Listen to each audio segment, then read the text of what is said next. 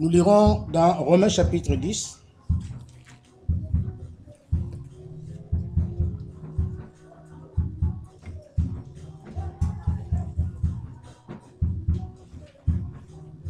Aujourd'hui, nous avons notre frère Sabouni qui va nous apporter la parole. Demain, ce sera encore lui s'il n'y aura pas de changement en dernière minute. Et puis le week-end, nous serons à Krefeld. Et dimanche après-midi, au retour, nous allons nous retrouver pour ceux qui auront la possibilité chez le frère Michel pour dire au revoir à nos visiteurs qui sont venus de loin, notre frère Boulumba, notre frère Sabouni et notre frère Lilanga. Et nous allons passer un moment ensemble avec eux pour leur dire au revoir. Donc voilà, c'était juste pour rappeler. Romains chapitre 10, à partir du verset 12 jusqu'au verset 17. Il n'y a aucune différence, en effet, entre le juif et le grec, puisqu'ils ont tous un même Seigneur, qui est riche pour tous ceux qui l'invoquent. Car quiconque invoquera le nom du Seigneur sera sauvé. Comment donc invoqueront-ils celui en qui ils n'ont pas cru? Et comment croiront-ils en celui dont ils n'ont pas entendu parler? Et comment en entendront-ils parler s'il n'y a personne qui prêche? Et comment y aura-t-il des prédicateurs s'ils ne sont pas envoyés? Selon qu'il est écrit, qu'ils sont beaux les pieds de ceux qui annoncent la paix, de ceux qui annoncent les bonnes nouvelles. C'est le cas de nos frères qui sont venus très loin. Leurs pieds ont voyagé pour nous annoncer la bonne nouvelle. Nous avons été bénis par leur présence et par leur ministère. Que Dieu soit loué. Le verset 16 dit, « Mais tous n'ont pas obéi à la bonne nouvelle. Aussi Ésaïe dit-il, « Seigneur, qui a cru à notre prédication? Ainsi la foi vient de ce qu'on entend, et ce qu'on entend vient de la parole de Christ. Amen. »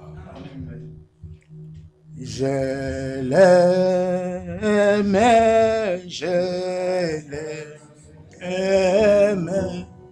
parce qu'il m'aima le premier.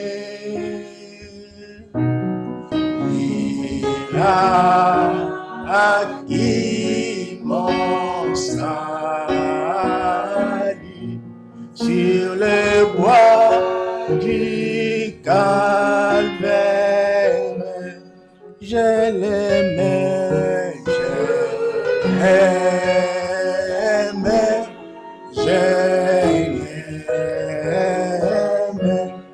parce qu'il m'aima le premier.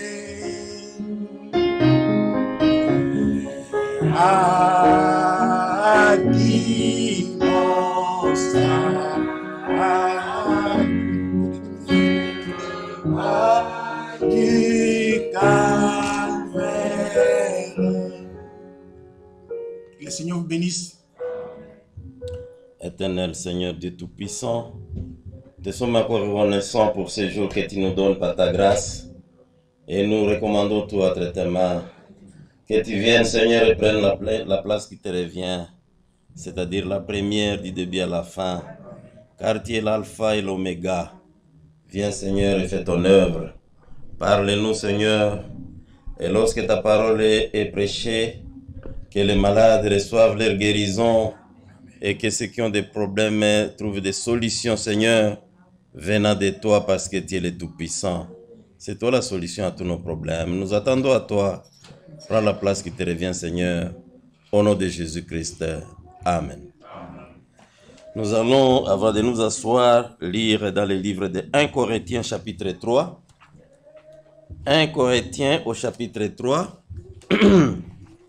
Nous prenons les versets 6, 7 et 8. 1 Corinthiens chapitre 3, versets 6 à 8. Nous lisons dans le nom du Seigneur Jésus-Christ.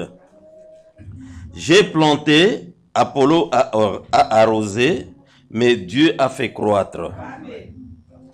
En sorte que ce n'est pas celui qui plante qui est quelque chose, ni celui qui arrose, mais Dieu qui fait croître.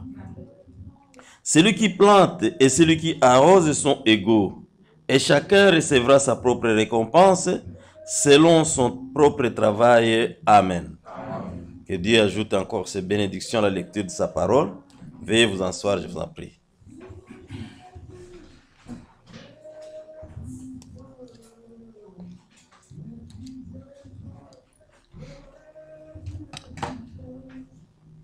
Nous venons de lire un texte que Paul a écrit aux Corinthiens. Ce que je vais retenir de cette lecture, c'est tout simplement qu'il doit y avoir une harmonie dans le travail des serviteurs. Dans le travail des serviteurs, il n'y a pas de concurrence. Moi, j'ai planté, Apollos a arrosé, ça ne fait rien. Et moi qui ai planté, et Apollo qui a arrosé, chacun de nous, nous allons recevoir notre récompense, mais c'est Dieu qui fait croître. Même si j'ai planté, si Dieu ne fait pas croître, il n'y aura rien. Même si Apollo a arrosé, mais si Dieu ne fait pas croître, il n'y aura rien. Mais quand nous conjuguons nos efforts pour l'œuvre, et que Dieu, parce que nous sommes ouvriers avec Dieu, selon ce qui est écrit là-bas au verset 9, car nous sommes ouvriers avec Dieu. C'est-à-dire que ce n'est pas, nous ne pouvons pas travailler de nous-mêmes. De nous-mêmes, quand nous faisons quelque chose, nous sommes comme tous les autres. Mais il faut que Dieu travaille à nous. À ce moment-là, nous devenons ouvriers avec Dieu. Ce n'est plus nous qui travaillons, mais c'est Dieu qui travaille à nous. Alléluia. C'est comme le piano est là, ma soeur est assise devant le piano, mais tant que ma soeur n'a pas encore commencé à pousser les boutons, et le piano reste muet. Donc, le piano travaille avec la soeur. Il faut que la soeur utilise le piano, il faut que le piano soit utilisé par la soeur. Donc, les deux travaillent concomitamment. Il faut la soeur et le piano. Donc, nous aussi, il faut Dieu et il faut nous. C'est pourquoi il dit ouvrier avec Dieu. Donc Dieu a besoin de nous pour son œuvre et nous avons besoin de Dieu pour son œuvre. C'est comme ça que les choses se passent. C'est-à-dire, je vais illustrer ceci par un exemple. Prenons que celui-ci soit un prédicateur et celui-là un prédicateur. Les deux sont des prédicateurs. Mais celui-ci travaille avec Dieu. Celui-là travaille de lui-même. Il s'est lui-même autoproclamé. Il est devenu prédicateur d'une certaine manière parce qu'il y en a qui s'autoproclament. Celui-là, c'est Dieu qui l'a envoyé sur le terrain. Alors, lui, Dieu travaille avec lui. L'autre ici, bon, je ne sais pas, il est éloquent, il est je ne sais pas quoi, il est orateur, il a étudié, il sait lire, il sait commenter, etc., etc. C'était bon animateur et consort. Celui-ci que Dieu a envoyé dit, Jésus sauve. Celui-là que Dieu n'a pas envoyé dit, Jésus sauve. La même phrase. Et un homme assis là-bas, X, parce qu'il a attendu celui-ci dire, Jésus sauve, il croit. Un autre homme, quelque part là-bas, a rencontré celui-ci qui a dit, Jésus sauve, il croit aussi. Les deux ont crié à la même phrase, Jésus croit. Mais la phrase que celui-ci a dite, ce n'est pas lui qui a dit, c'est Jésus qui travaille en lui. Donc il n'a pas attendu celui-ci, mais il a attendu Jésus dans cet homme. Celui-ci est sauvé, tandis que celui-là a attendu la même phrase, mais c'est quelqu'un qui s'est envoyé un aventurier. Lui n'est pas sauvé. Il n'est pas sauvé, mais il a entendu Jésus sauve. Et il a dit Amen. Mais Dieu ne l'a pas invité parce que celui qui a parlé s'est envoyé de lui-même. C'est pour cela que nous avons besoin de connaître les serviteurs que Dieu a envoyés. C'est pour cela que Jésus-Christ a dit, l'œuvre de Dieu, c'est croire à celui que Dieu envoie. Et celui que Dieu envoie, il dit les paroles de Dieu. Quelqu'un que Dieu n'a pas envoyé, Dieu n'est pas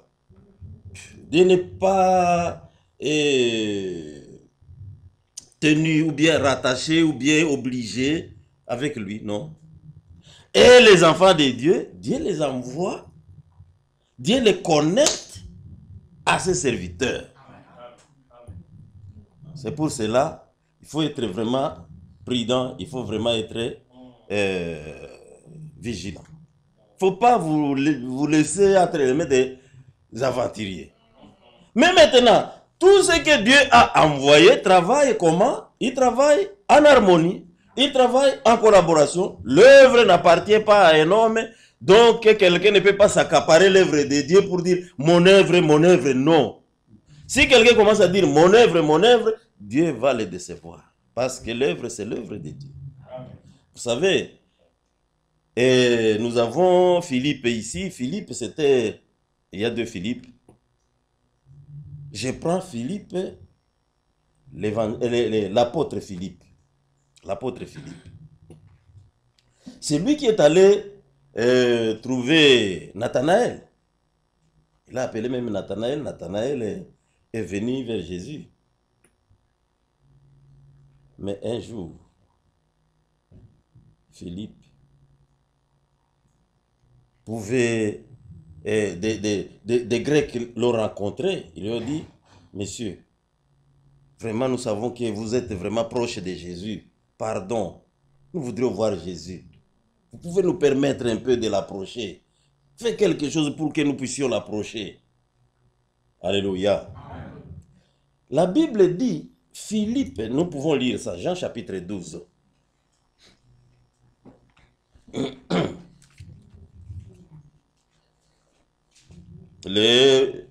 L'évangile de Jean au chapitre 12, verset 20. Quelques Grecs du nombre de ceux qui étaient montés pour adorer pendant la fête s'adressèrent à Philippe de Bethsaïda en Galilée et lui dirent avec instance, Seigneur, nous voudrions voir Jésus. Vous voyez que ce Philippe ici, c'est celui qui avait amené Nathanaël à Jésus. Et maintenant, je ne sais pas par quel hasard, dans les choses de Dieu, il n'y a pas de hasard. Mais les gens viennent de la Grèce là-bas, ils sont venus adorer à Jérusalem et ils ont appris, ils ont entendu parler de Jésus et ils ont cherché, ils ont trouvé un qui peut les approcher de Jésus. Ils ont trouvé un des apôtres de Jésus. Ils ont dit vraiment pardon. On dit avec instance. Vraiment, vraiment, nous voudrions voir Jésus. Est-ce que tu peux faire quelque chose pour que nous puissions le voir? Si c'était moi, si c'était toi, on allait se taper la poitrine. Oh, dis, vous venez de la Grèce là-bas, vous avez des mains nouvelles. Vous savez que je peux vous amener à Jésus. Oh là là, qui vous a appris ça? C'est ce que nous aurions, c'est ce qui pourrait être notre réaction. Ah, des Grecs qui viennent de si loin. Ils savent que moi, Philippe, je peux les approcher. Oh, petit problème. Attendez, je vais vous amener vers Jésus. Mais Philippe n'était pas de ceux-là. Le verset suivant nous dit ceci. Le verset 22. Philippe alla le dire à André. Puis André et Philippe le dirent à Jésus. C'est l'œuvre de collaboration. Vous ne pouvez pas faire cette œuvre seul. Ce n'est pas possible. Vous n'allez pas réussir. Philippe est allé dire à André, et Philippe et André, ensemble, sont allés vers Jésus. Voilà, il y a des gens ici qui voudraient vous voir. Et c'est la même chose que nous devons faire aujourd'hui.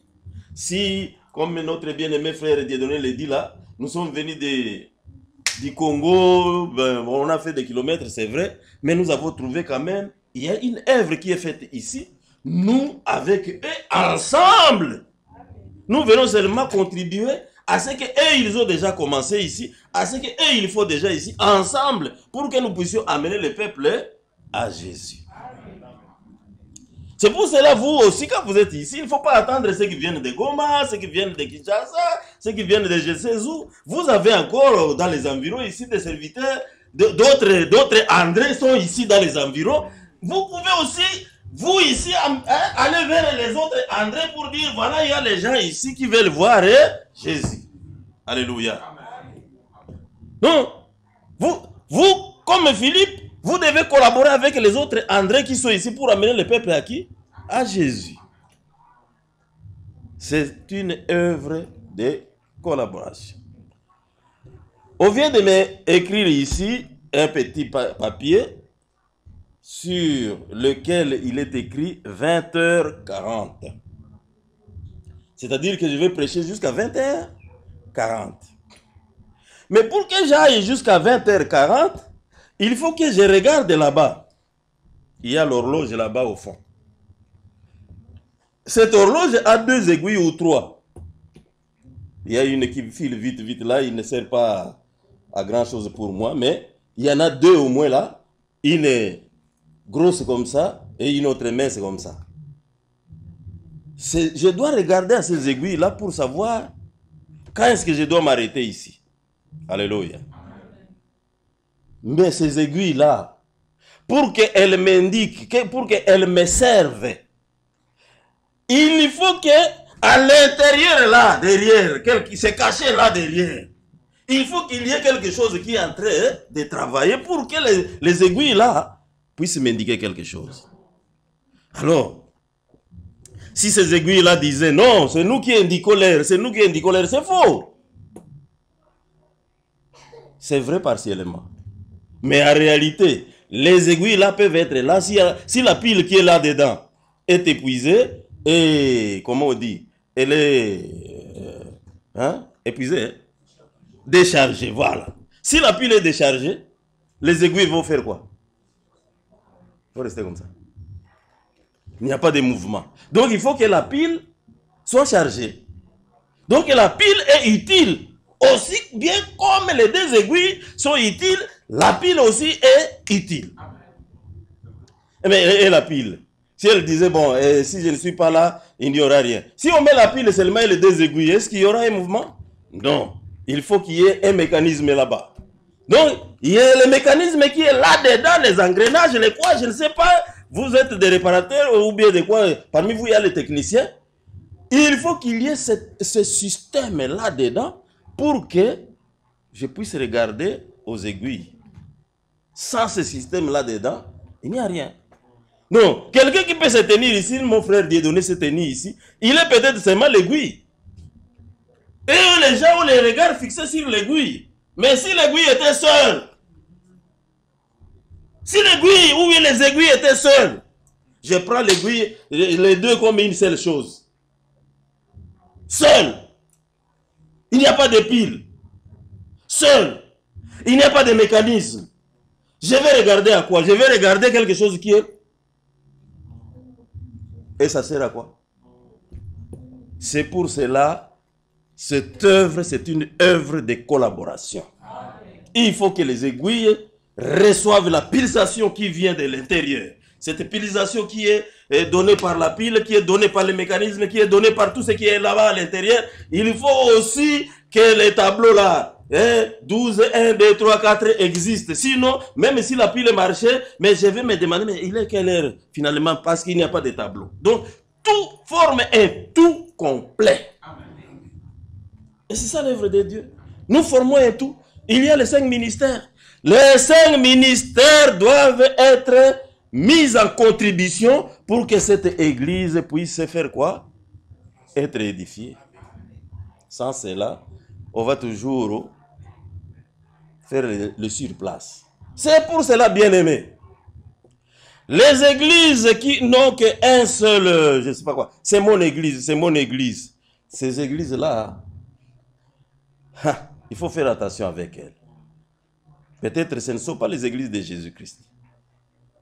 Parce que Jésus-Christ a envoyé des hommes. Il n'a pas envoyé un homme. Même si c'était Branham. Branham seul ne ferait rien. Alléluia. Branham seul, ce message n'irait nulle part. Et d'ailleurs, la preuve est là. La preuve est là. Depuis la mort de Branham, s'il ne s'agissait que de Branham, vous n'auriez pas cru. Parce que vous n'avez pas cru du temps de Branham. S'il y en a un ici qui a cru du temps de Branham, bon, je ne parle pas de celui-là, mais je parle de la majorité. La majorité ici, personne n'a cru du temps de Branham. Donc, même si Dieu a envoyé Branham, nous disons vraiment celui-là, c'était un homme que Dieu a envoyé, mandaté de Dieu, prophète de l'âge, messager de l'air, etc., etc. Mais lui seul, la barque n'irait nulle part. Il faut qu'il y ait d'autres pour lui emboîter, pour lui donner la main d'association pour que la chose puisse aller de l'avant. Nous sommes ensemble. Amen. Dieu vous bénisse. Amen. Et c'est comme ça, bien aimé, nous pouvons aller un peu plus loin en disant ceci. Lorsque Paul, le premier messager, Paul, en tout cas, vous savez, Jésus-Christ n'a pas commencé l'église. Il a dit, je bâtirai au futur, je bâtirai mon église. Il est parti sans que l'église soit née. Jésus-Christ. Quand il était encore sur terre, il n'avait pas d'église. Il avait les 12 là qui le suivaient partout. Il avait d'autres qui pouvaient le suivre, qui l'abandonnaient, etc., etc. Il est mort ce jour-là à Golgotha. Il n'y avait pas d'église. Il a dit, je bâtirai mon église. C'était encore au futur. Et nous savons que l'église a commencé le jour de Pentecôte. Mais le jour où l'église a commencé le jour de Pentecôte, là, la plupart c'était des juifs. Pas la plupart, tous. Tous étaient des juifs. Même les 3000 là, c'était des juifs de la diaspora.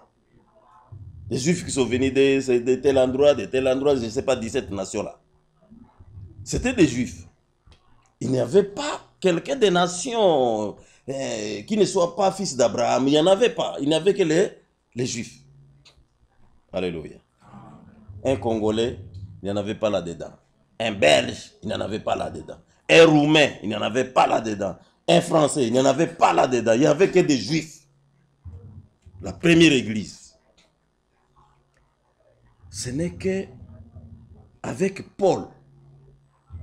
Bon, quand bien même nous allons dire, non, bon, Pierre, quelques temps après, il a baptisé Corneille. Mais il a baptisé Corneille, c'était un général, plutôt un officier militaire là. Et puis, après, c'était la maison de Corneille et c'était fini. Et d'ailleurs, il a eu des problèmes parce que les chrétiens de Jérusalem l'ont fait passer à jugement. Comment tu es allé chez Corneille? Il fallait s'expliquer.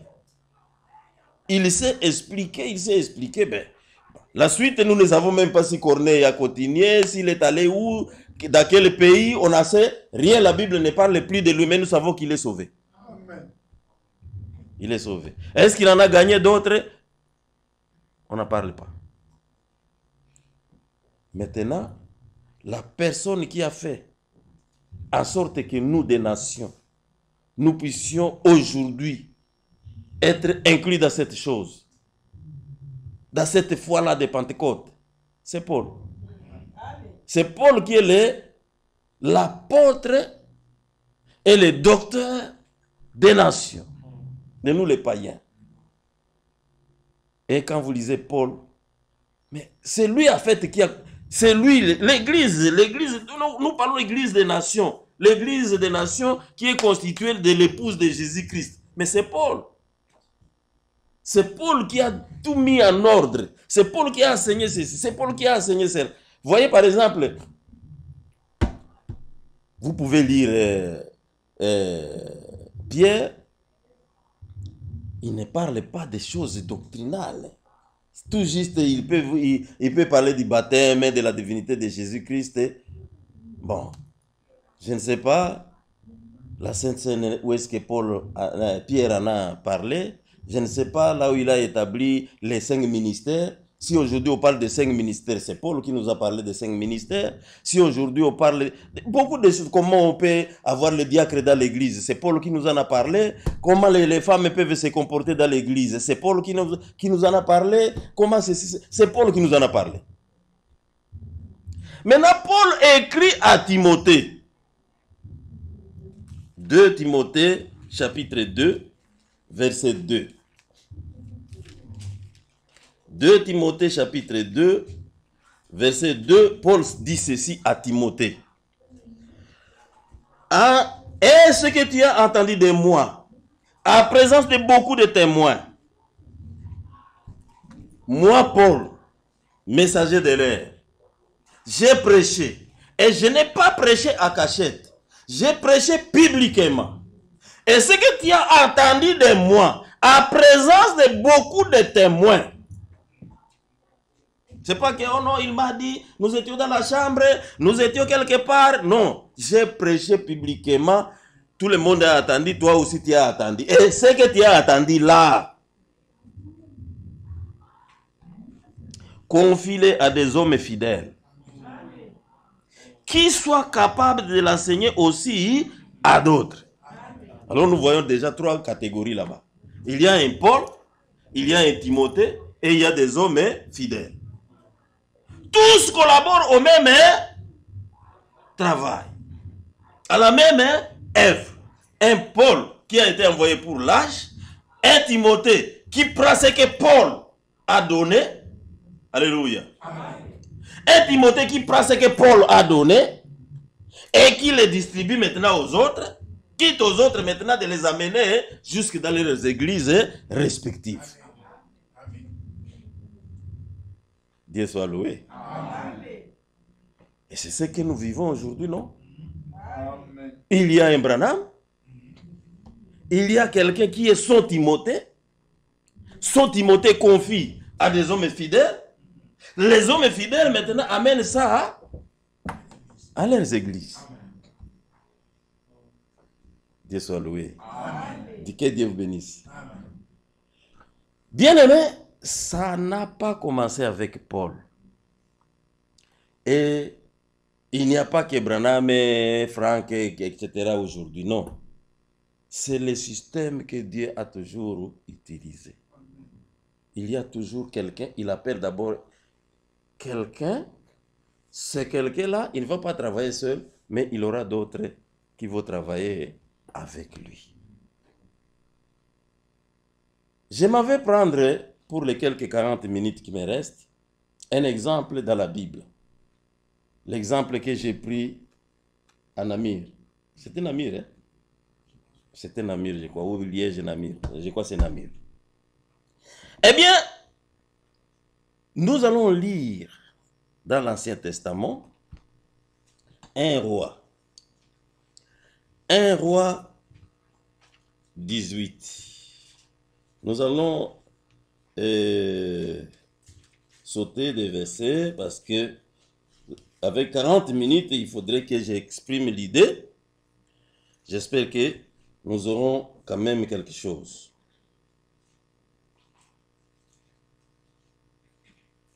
Nous avons ici l'histoire d'un homme de Dieu qui s'appelle Élie le Tishbite. Pourquoi je prends l'exemple ici d'Élie le Tishbite? Parce que tout simplement, aujourd'hui, nous sommes dans l'âge où l'esprit d'Élie est encore à l'œuvre. Ça, c'est l'âge de l'esprit d'Élie. Alors, comme nous sommes dans l'âge de l'esprit d'Élie, voyons l'Élie en question, comment ça s'est passé avec lui, et nous saurons ce qui se passe encore aujourd'hui. Tel que ça s'est passé avec Élie le Tishbite, parce que Dieu ramène. Ah oui, Dieu ramène les choses. Alors, Élie le Tishbite avait prophétisé qu'il va y avoir 3 ans et demi, ou plutôt il a dit, dans 1 Roi 17, les premiers versets, et le Tishbite, l'un des habitants de Galade, dit à Ahab, l'Éternel est vivant, le Dieu d'Israël dont je suis le serviteur. Il n'y aura ces années-ci ni rosée, ni pluie, sinon à ma parole. voilà un homme de Dieu, il dit, sinon à ma parole. Il ne dit pas quand Dieu va parler. Non, quand moi, Élie, je vais parler. C'est pourquoi il faut faire attention avec les hommes de Dieu.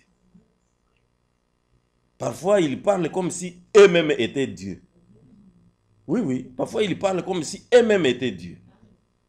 Et voilà que cet homme vient devant un roi, le roi qui commandait tous les pays. Il dit à ces rois-là, vous pouvez commander aux choses pour lesquelles vous avez le pouvoir. Mais moi aussi, j'ai le pouvoir sur d'autres choses. Et parmi les choses sur lesquelles j'ai le pouvoir sur la pluie. La pluie ne va pas tomber jusqu'à ce que moi je parle. C'était comme une blague. Ah, dit, qu'est-ce que j'ai dit? Je parle en Swahili maintenant. Allez, va-t'en. Qu'est-ce que tu te prends pour qui? La pluie ne va pas tomber à cause de toi. Parle, dis. Je vais te faire arrêter. Mais même si vous prenez ça à la légère, même si vous tournez ça en dérision, l'homme de Dieu a déjà parlé, c'est terminé. Et il est parti. Effectivement, il n'a pas plu. Pendant 3 ans et demi. Maintenant, après ça, vous connaissez comment il s'est caché par ici, au Torah de Guinée, tout ça partout là-bas. Chez la veuve là, etc. Je saute cette partie-là. Mais après les 3 ans et demi, il est revenu. Et quand il est revenu, il a dit ceci. Aujourd'hui, on doit savoir, c'est moi qui est Dieu, ou bien c'est vous qui l'avez. Le Dieu que vous avez doit se manifester, ou mon Dieu doit se manifester. Et le Dieu là qui va se manifester, nous allons suivre ce Dieu là. Vous êtes d'accord? Tout le monde a dit d'accord. Alors il a dit ceci. On monte au Carmel. Là, on doit amener des taureaux. On doit amener des taureaux. On en amène 2. Et vous invoquez votre Dieu. Si votre Dieu est le vrai Dieu, il doit faire descendre le feu du ciel pour consumer cette offrande-là, ces taureaux-là qu'on aura découpés et qu'on aura mis sur l'autel. Les autres vous disent, quelle blague, ça. Qu'on y a dit. Cet homme, on va lui fermer le caquet aujourd'hui, il va voir. Parce qu'ils étaient sûrs qu'ils allaient invoquer leur Dieu et que leur Dieu allait faire descendre le feu. J'ai toujours donné comme exemple chez nous là, dans le Kivu, il y a une île qui s'appelle Ijwi. Dans cette île-là de Ijwi, il y a des gens, si à Goma ou à Bukavu, quelqu'un s'est fait voler quelque chose, il dit, c'est lui qui m'a volé. En tout cas, c'est lui qui m'a volé. Il va voir, je vais aller à Ijwi. Et quand il va à Ijwi, qu'est-ce qu'il fait? Il consulte certains gens là-bas. Il va y avoir seulement une petite pluie là, une petite pluie de rien du tout, et la foudre tombe. Bah! Vous dites, cette foudre, vous attendrez des nouvelles. Et effectivement, vous allez apprendre que la foudre a frappé quelque part. Alors, apparemment, c'est une foudre qui a été dirigée contre un voleur. Apparemment. Alors les gens là, des Baal, ils ont dit, oh non, ça c'est un petit problème. Qu'on a dit, ils ne pouvaient pas accepter s'ils n'étaient pas sûrs qu'ils allaient réussir. Ils ont accepté parce qu'ils étaient sûrs qu'ils allaient réussir. Mais cette fois-ci, ce n'était pas Élie, c'était Dieu lui-même qui parlait. Ils sont allés là-bas, Dieu a fermé seulement les robinets. Toutes les permissions que Dieu donnait à Baal d'agir, toutes les permissions que Dieu donnait à Astarté d'agir, ces jours-là, Dieu a refusé la permission. Alléluia. Et lorsque maintenant Élie a invoqué, vous savez que le feu est descendu. Et quand le feu est descendu, alors tout le monde qui était là a crié. Oh, c'est Yahweh qui est Dieu, c'est l'Éternel qui est Dieu, c'est l'Éternel qui est Dieu. Alléluia. Amen. Alors Élie a dit, prenez-moi tous ces prophètes, que personne n'échappe. On les a pris tous. Il les a amenés au torrent là-bas de Kizon et il les a égorgé. Et ce n'est pas tout. Élie a demandé à ce que la pluie vienne. Élie a invoqué le Seigneur. La pluie est venue. Et tout le monde était, en tout cas, émerveillé là. La pluie est tombée. Et ce n'est pas tout. Élie a dit au roi, comme la pluie va tomber, ça sera une grande pluie. Mon roi, je ne veux pas que tu sois mouillé. Attelle ton cheval et ton char et file vite pour que la pluie ne te retrouve pas ici dans les environs. Le roi est monté sur son véhicule. Si c'était sur le cheval, sur les chars, je ne sais plus. Mais vous pouvez lire ça. Le roi a couru à l'aide de son cheval. Mais Élie aussi ne devait pas se faire mouiller. Le vieux Élie n'est pas monté avec le roi. Le vieux Élie n'avait que ses 2 jambes. Et la Bible nous dit,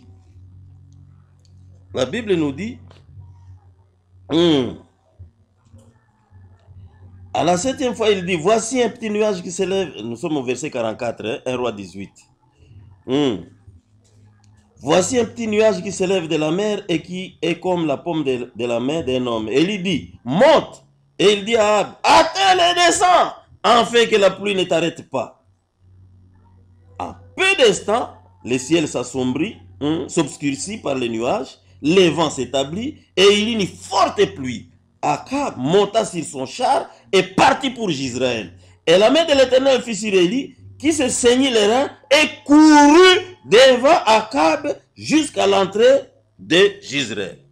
Alors vous vous imaginez maintenant le roi qui est sur son char, qui est tiré par les chevaux, qui file pour que la pluie ne l'attrape pas. Et un homme comme vous, comme moi, encore un vieillard là, Élie n'était pas un jeune, qui court maintenant, et on vous dit qu'il précède maintenant les chevaux.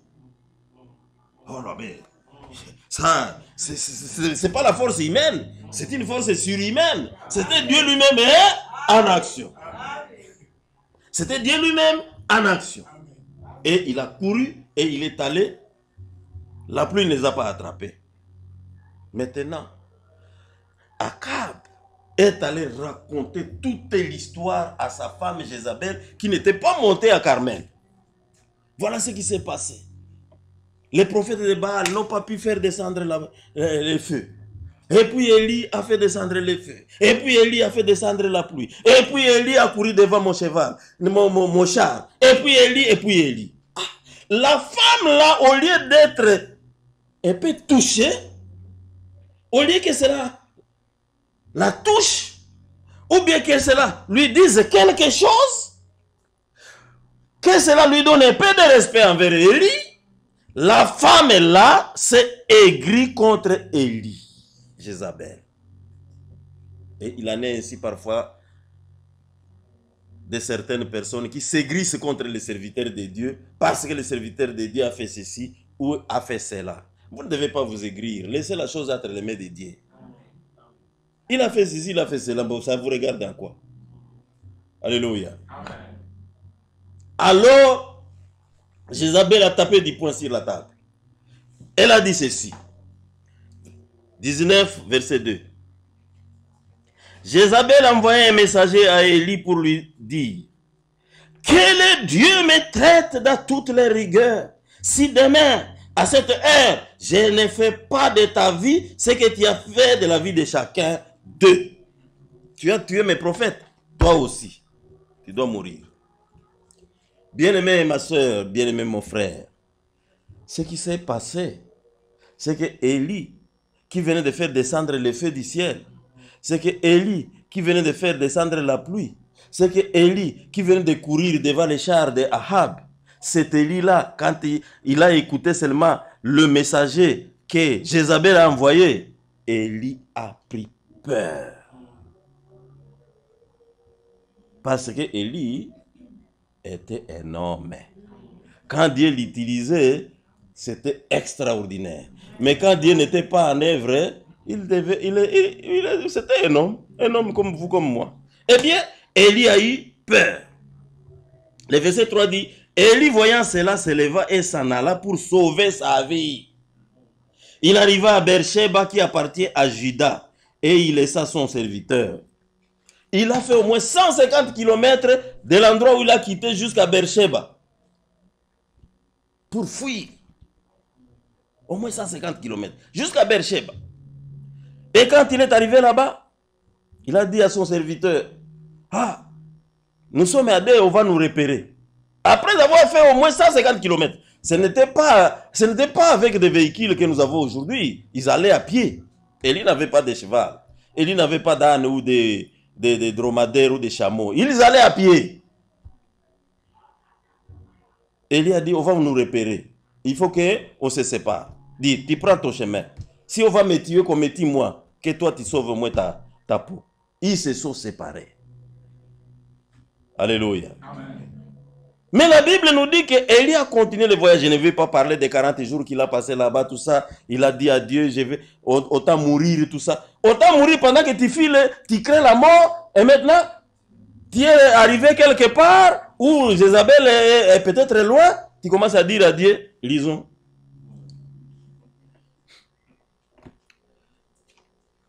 Le verset 4. Puis, lui alla dans le désert où après une journée de marche, il s'assit sous un genêt et demanda la mort en disant, c'est assez. Maintenant, Éternel, prends mon âme, car je ne suis pas meilleur que mes pères. C'est assez, prends mon âme. Mais si tu voulais qu'on prenne ton âme, il ne fallait même pas fuir. Vous voyez? C'est que mieux vaut que ce soit l'Éternel qui prenne ton âme qu'un homme prenne ton âme. Parce que la mort que Jézabel allait lui infliger, la mort là que Jézabel allait lui infliger, n'était pas enviable. Pendant que tout le monde savait que nous allons mourir un jour, mais mourir entre les mains d'un ennemi, ah non, ce n'est pas enviable. Alléluia. Amen. Bon, je coupe court. À un certain moment, il est allé jusqu'à Horeb. Et là, il a fait encore au moins 300 km de plus pour arriver jusqu'à Horeb. Et là, nous allons dire qu'il a fait au moins 450 km pour fuir une femme. Un homme de Dieu. Un homme de Dieu qui est en train de fuir une femme. C'est pour cela, le pouvoir qu'ont les femmes, ce n'est pas moindre. Il faut le savoir. Le pouvoir qu'ont les femmes, ce n'est pas moindre. Si vous voulez mon avis, je vous dirais qu'Abraham a écouté Sarah. Et ça coûte aujourd'hui. Si vous voulez mon avis, je vous dirais que Samson, ses yeux ont été crevés. Parce qu'il a écouté une femme, Dalila. Si vous voulez mon avis, je vous dirais que Ésaü a raté sa bénédiction. Parce qu'une femme est entrée en action. Attention. Ces gens-là, elles sont fortes. Et Jézabel a fait fuir les serviteurs de Dieu. Maintenant, le serviteur de Dieu est allé se cacher dans une caverne. Une caverne. Et Dieu est allé là-bas, dans la caverne. Que fait-il ici, Élie? Écoute maintenant Élie qui dit. Verset 14. J'ai déployé mon zèle pour l'Éternel, les dieux des armées, car les enfants d'Israël ont abandonné ton alliance. Ils ont renversé tes autels. Ils ont tué par l'épée tes prophètes. Je suis resté moi seul et ils cherchent à m'ôter la vie. Le verset 15 dit ceci. L'Éternel lui dit, va, reprends ton chemin par le désert jusqu'à Damas. Et quand tu seras arrivé, tu oindras Hazaël pour roi de Syrie. Bien-aimé. Après avoir fait au moins 450 km de fuite, Dieu lui dit, retour. Tu rates. Tu reprends ton chemin vers le désert. Demi-tour. Oh là là. Vous avez travaillé, vous avez fait ceci, vous avez fait cela. Dieu regarde, zéro. Tu reprends. Élie a dû reprendre la route. On lui dit, quand tu seras arrivé là-bas, tu vas d'abord où ça? Tu vas à Damas. Tu vas oindre Hazaël pour roi à Damas. Alléluia. Damas, c'est Syrie. C'est un pays Ce n'est pas Israël, c'est un pays voisin. Un pays d'ailleurs qui a toujours été en guerre contre Israël. Mais le Dieu d'Israël envoie le prophète d'Israël pour aller oindre un roi dans un pays qui a toujours été ennemi d'Israël.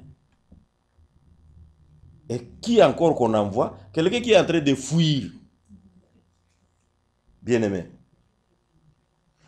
On lui dit, quand tu auras fini ça,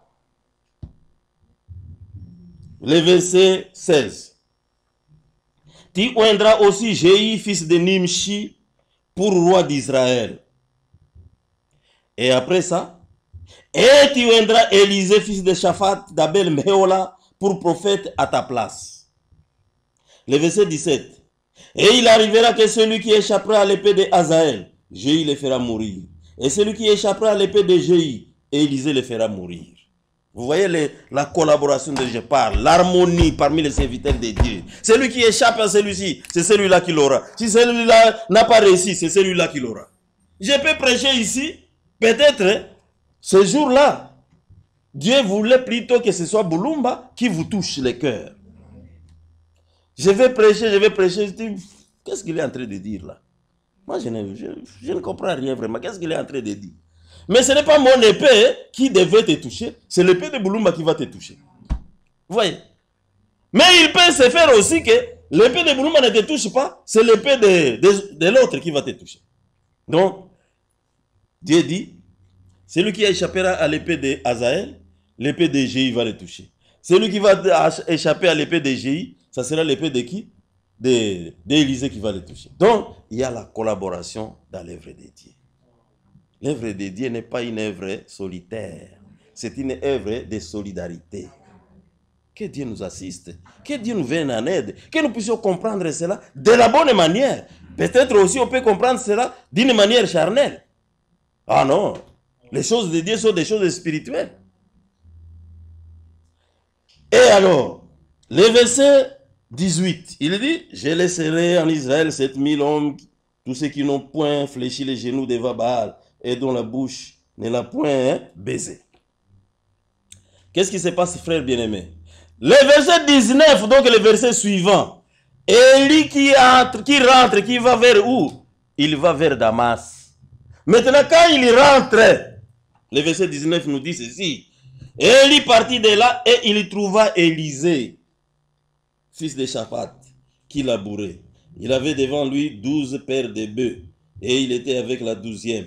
Et Élie s'approcha de lui et il jeta sur lui son manteau. Maintenant, à la rentrée sur la route, au cours de route, il rencontre Élisée. Ah! Celui-là, on m'a dit que je vais le oindre aussi, non? Mais je devais commencer par Damas. Mais je le rencontre quand même. Je commence par celui-ci. Et il prend son manteau, il jette sur Élisée. Élisée sent une attraction. C'était déjà ça. Il venait d'être oint. Mais la chose va se confirmer après. Élie et Élisée deviennent maintenant des compagnons de voyage. Nous avons le chapitre suivant, c'est le chapitre 20. On ne nous parle plus d'Élie. Nous ne savons pas si Élie est allé où avec Élisée. On ne nous parle plus. Le chapitre suivant, c'est le chapitre 21. Là, au chapitre 21, on nous parle de la vigne de Naboth. En ce qui concerne la vigne de Naboth, nous pouvions lire beaucoup de choses, mais vous connaissez un peu la Bible, vous allez lire à la maison. Mais ce qu'il y a, on a tué Naboth pour récupérer son champ. Mais Dieu a envoyé Élie. Pas Élisée. Élie. Élie, il n'était même pas accompagné d'Élisée. Parce qu'on ne nous dit pas qu'il était accompagné d'Élisée. Lorsque Élie est arrivé devant Ahab, il a commencé à prophétiser la mort dans la maison de Ahab. Et c'est passé. Maintenant, le chapitre 22, on ne nous parle plus d'Élie, mais on nous parle d'un autre prophète qui s'appelle Michée. Là, c'est la guerre. Ahab va aller mourir à la guerre. Ça, c'est le chapitre 22. Il n'y a plus question d'Élie. Élie, est-ce qu'il est allé à Damas? Non. Est-ce que Élie a vu Jéhu? Non. Le chapitre 22 clôture le livre de 1 roi. Terminé. Chapitre 2, plutôt 2 rois, le livre 2 des rois. 2 rois au chapitre 1er. Élie se trouve sur une montagne quelque part et les rois d'Israël qui était malade, le roi Akazia qui était malade, envoya des gens pour aller s'acquérir s'il allait guérir de cette maladie ou pas. Il est dit ici au verset 2. Or, Akazia tomba par les treillis de sa chambre haute à Samarie, et il en fut malade. Il fit partir des messagers et leur dit: allez consulter Baal-Zébub, dieu d'Écron, pour savoir si je guérirai de cette maladie. Maintenant, ces gens ici, quand ils vont pour aller consulter Baal-Zébub, à cours de route, ils rencontrent Élie.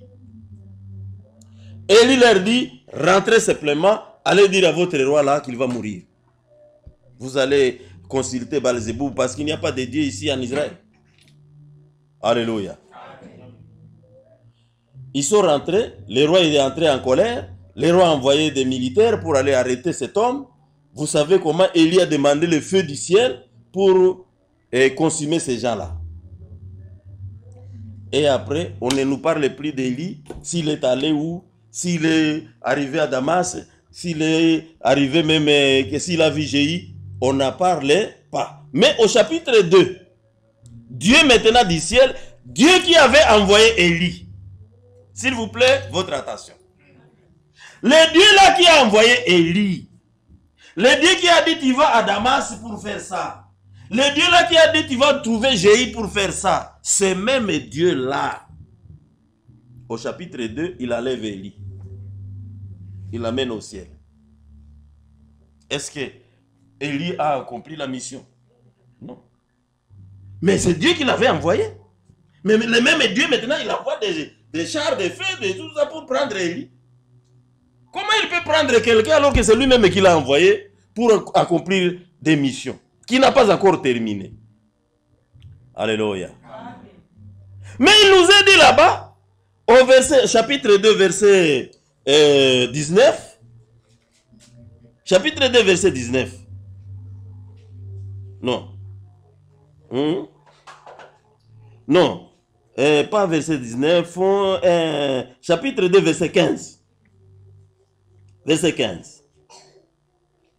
Les fils des prophètes qui étaient à Jéricho, vis-à-vis, l'ayant vu dire, l'esprit d'Élie repose sur Élisée.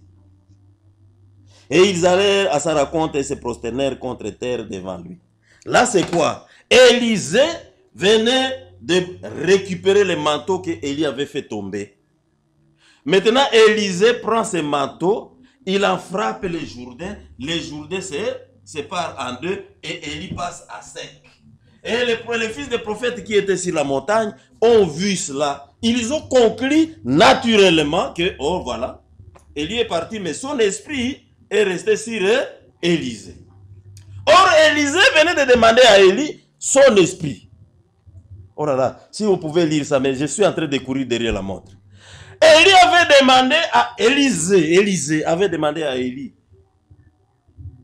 si ton esprit là, qui est sur toi, je peux l'avoir en double portion. C'est ça ma demande. Je vais ton esprit là, mais en double portion sur moi. Et ça, il demande à qui? S'il vous plaît, bien-aimé, il ne demande pas à Dieu. Il demande à Élie. Élie dit, mais tu m'as suivi, je t'ai dit de rester à Bethel, tu n'as pas voulu. Rester à Jourdain, tu n'as pas voulu. Rester à Jéricho, tu n'as pas voulu. Tu me suis pas. Qu'est-ce qu'il y a? Qu'est-ce que tu veux? Non, c'est que je veux que ton esprit là soit sur moi à double portion. Et Élie dit, si tu me vois monter, ça sera pour toi. Mais si tu ne me vois pas monter, ça c'est ton problème. Élie n'a pas dit à Dieu, bon Dieu, qu'est-ce que je vais faire? Non, non, non. Élie a prononcé seulement la parole. Et cette parole qui a été prononcée, Élisée s'en est tenu à cela. Et effectivement, il était attentif. Quand l'esprit a pris Élie, Élisée était là en train de regarder. Et il a simplement récupéré le manteau. Et l'esprit d'Élie était déjà sur lui. Il a frappé les Jourdains. Les Jourdains se séparaient. Il est passé. Les gens qui étaient témoins ont dit, voilà. L'esprit d'Élie est déjà sur Élisée. Alléluia. Amen. Je suis en train de dire que l'œuvre que nous faisons, c'est une œuvre de collaboration. Lorsque Moïse était dans le désert là-bas, quelqu'un lui a dit, ce que tu es en train de faire, j'ai vu comment tu traites les choses, tu vas te fatiguer. Tu ne sauras pas. Tu ne peux pas faire cette œuvre seul. Cherche d'autres hommes. Cherche au moins d'autres hommes sur qui tu vas répartir le travail, comme ça peut aller.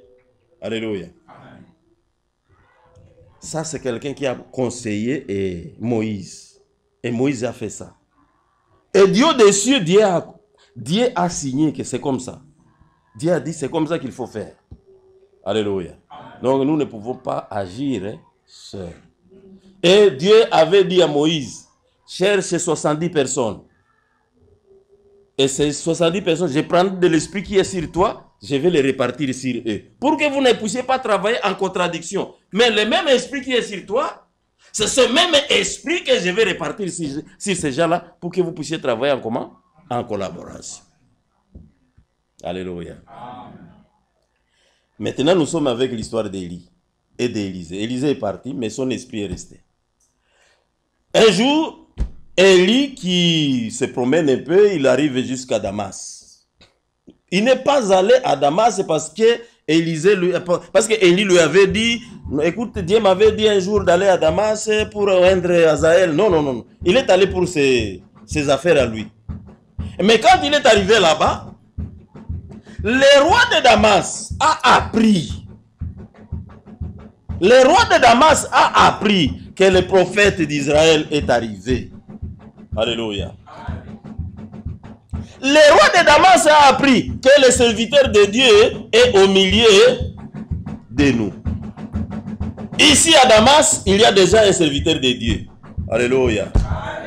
Ah, c'est comme si je pouvais dire, le roi des Belges apprend qu'il y a des gens qui sont venus de Goma pour prêcher la parole de Dieu. Ils sont ici. C'est une comparaison. Bon, laissons les rois des Belges. Mais vous, au moins, vous savez que nous sommes là. Bon, comment vous réagissez, c'est votre problème. Mais le roi de Damas, sa réaction, il a dit, je suis malade et il y a un serviteur de Dieu ici. Non, je ne peux pas laisser cette occasion tomber. Et il a appelé, là nous sommes dans 2 Rois chapitre 8. Vous allez commencer à lire au verset 7. Parce que le temps, je file maintenant derrière la montre. Il a appelé seulement parmi les officiers qu'il avait là-bas à sa possession. Il a appelé Azaël. Azaël, va et peut consulter pour moi l'homme de Dieu qui est arrivé. Est-ce que je vais guérir ou je ne vais pas guérir? Prends des cadeaux, prends des choses. Ouais, il ne faut pas venir devant les serviteurs de Dieu comme ça. Prends quelque chose et consulte pour moi. Azaël est allé trouver Élisée, là où Élisée était logé. Lorsqu'il a trouvé Élisée, Élisée lui a dit 2 choses. Premièrement, il a dit 2 choses premièrement. Ensuite, il a dit la 3e chose. Mais je commence par 2 choses qu'il a dit premièrement. Quelles sont ces 2 choses? Nous lisons dans le livre des 2 Rois chapitre 8. Le verset 10. Élisée lui répondit, va, dis-lui, tu guériras. Mais l'Éternel m'a révélé qu'il mourra. Voilà. Dis-lui, moi Élisée, j'ai dit, il va guérir. Mais moi Élisée, ça j'ai dit, attaque moi Élisée. Mais l'Éternel m'a déjà révélé qu'il va faire quoi? Il va mourir.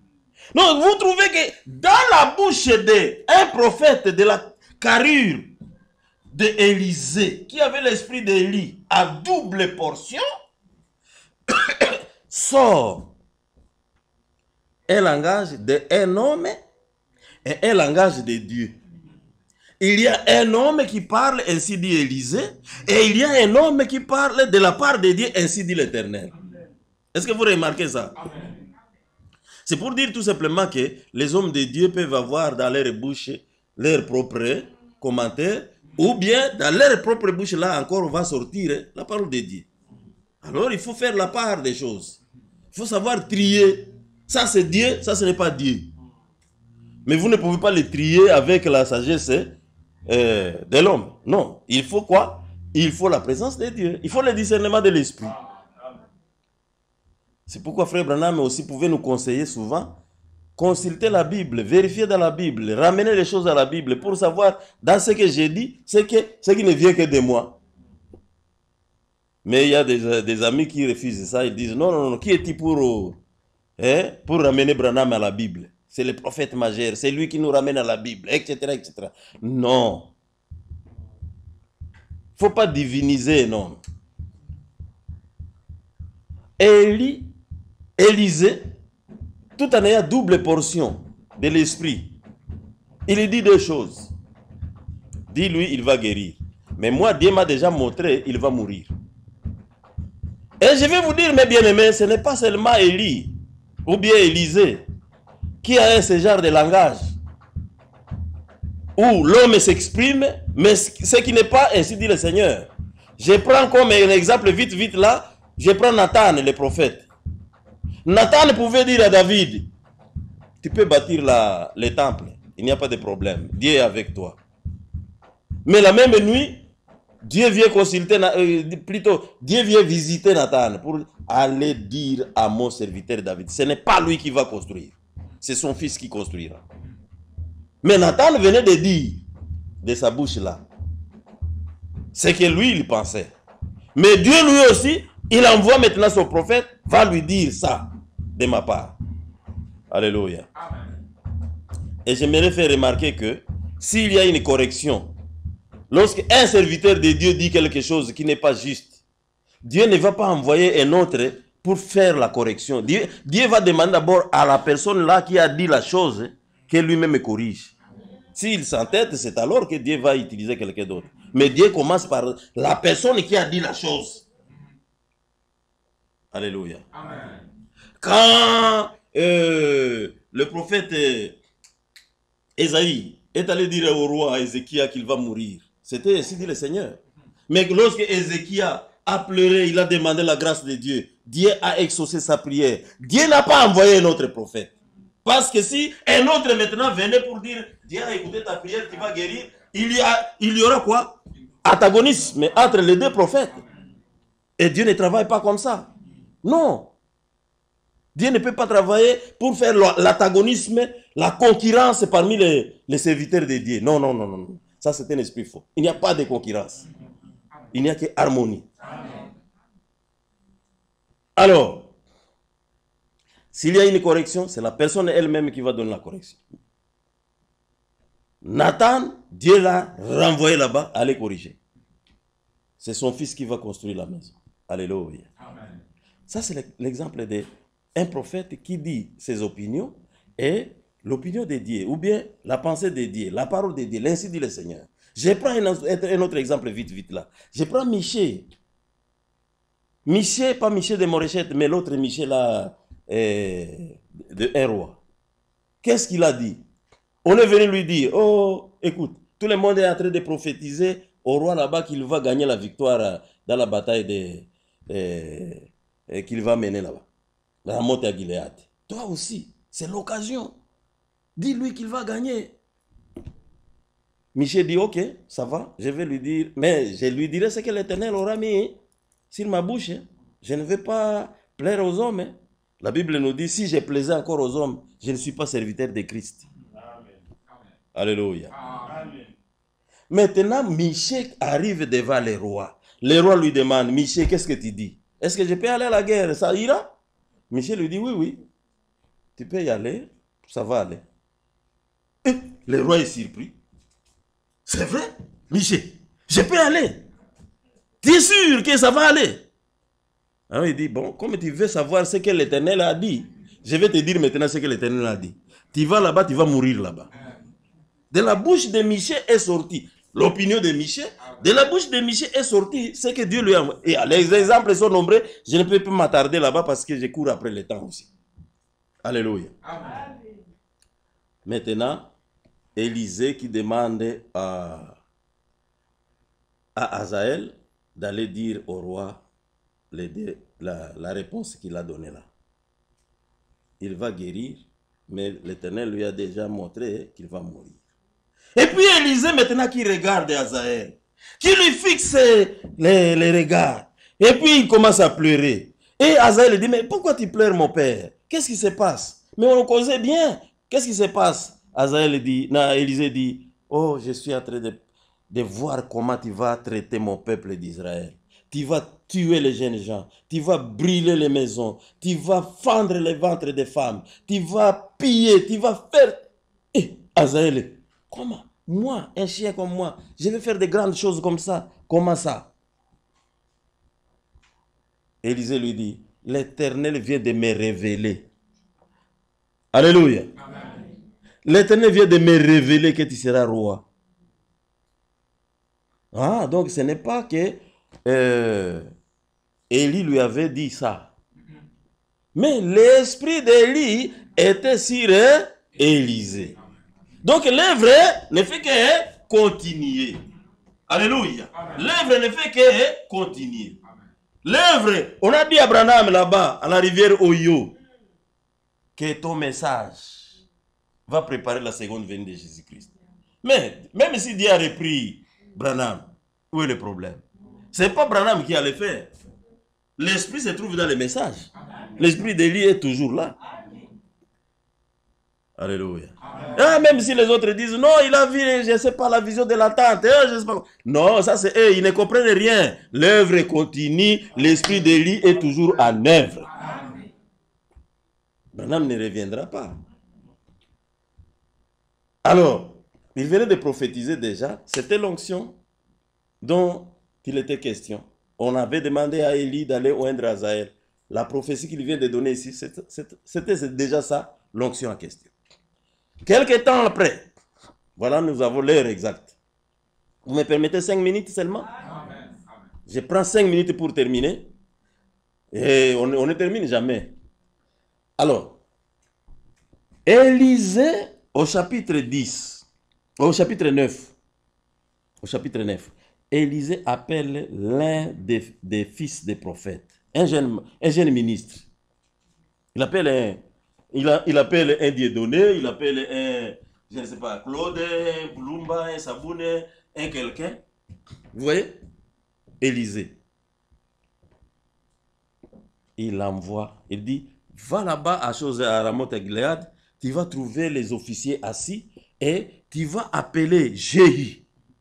Parmi ces gens-là, tu vas appeler Jéhu, tu le fais entrer dans une chambre et quand tu entres avec lui dans une chambre, qu'est-ce que tu vas faire?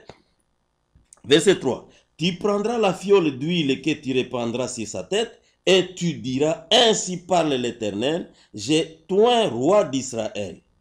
Puis, tu ouvriras la porte et tu t'enfuiras sans t'arrêter. On envoie quelqu'un avec une fiole d'huile, bon, tu arrives là-bas, tu appelles seulement parmi les gens qui sont là-bas, tu entres avec lui dans une chambre là-bas. Allez, tu prends la fiole d'huile, tu verses sur lui, tu dis, j'ai toi un roi sur Israël, et puis directement là, tu n'attends pas, hein, tu ouvres la porte et tu fouilles. Drôle de mission. C'est une mission, mais elle est drôle. L'homme part, il arrive là-bas à Ramoth-Gilead. Il trouve exactement les officiers assis. Il appelle Jéhu. Il entre avec Jéhu dans une chambre retirée. Arrivé là-bas, il ferme la porte. Il prend sa fiole d'huile. Il verse sur la tête de Jéhu. Il dit ceci, verset 6. Jéhu se leva et entra dans la maison et le jeune homme répandit l'huile sur sa tête en lui disant, ainsi parle l'Éternel, le Dieu d'Israël. J'ai toi un roi d'Israël, du peuple de l'Éternel. À ce niveau-là, on lui avait dit, tu ouvres la porte et tu fouilles. Mais voyons s'il a ouvert la porte. Verset 7. Il n'a pas ouvert la porte. Il commence à dire, tu frapperas la maison d'Akab, ton maître. Et les garçons maintenant, ils parlent à la première personne de singulier. Je frapperai. Ce n'est pas que Dieu dit, non. J'ai toi un roi d'Israël. Et puis, il ajoute, tu frapperas. Et j'ai. Alléluia. Amen. J'ai. C'est les garçons là, les jeunes hommes qui parlent. Il ne dit pas ici dit l'Éternel. Non, il dit j'ai. Et vous verrez par la suite ici il a dit j'ai. Ici dit le Seigneur. Il dit, tu frapperas la maison d'Akab, ton maître. Et j'évangerai sur Jézabel le sang de mes serviteurs, les prophètes, et le sang de tous les serviteurs de l'Éternel. Toute la maison d'Akab périra. J'exterminerai quiconque appartient à Akab, celui qui est esclave et celui qui est libre en Israël. Et je rendrai la maison d'Akab semblable à la maison de Jéroboam, fils de Nebat, et à la maison de Baïcha, fils d'Aïkia. Les chiens mangeront Jézabel dans les champs d'Israël, et il n'y aura personne pour l'enterrer. Puis, les jeunes hommes ouvrirent la porte et s'enfuient. Il n'a pas engagé Dieu. Il n'a pas engagé Dieu pour dire, et si dit le Seigneur, il dit, moi je vais faire ça. Est-ce que c'est lui? Non. C'est l'esprit d'Élie qui avait déjà prophétisé là-bas, qui continue à parler à lui. Alors qu'il lui avait envoyé pour dire, tu vas oindre seulement et puis tu vas fuir. Mais l'esprit là était présent. Alléluia. Oh, l'esprit qui était avec Branham là-bas à Kentucky, cet esprit est avec Franck quelque part, mais cet esprit est encore ici. Que Dieu vous bénisse. C'est une œuvre de collaboration. Les autres vont ajouter. Il est temps. Je vous ai pris 5 minutes.